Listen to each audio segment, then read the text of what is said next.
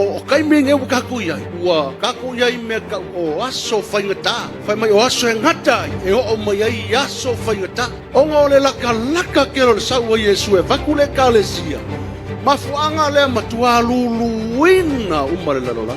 Everything is changed.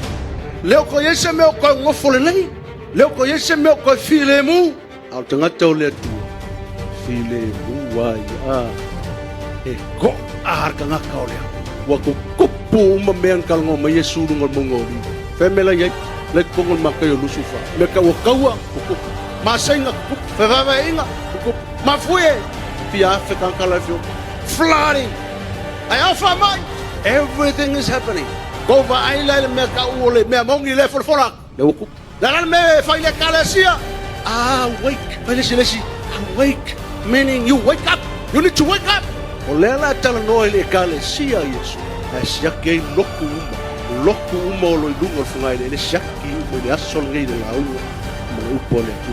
We are in the time to prepare the church, very close to the time Jesus is coming to take us home.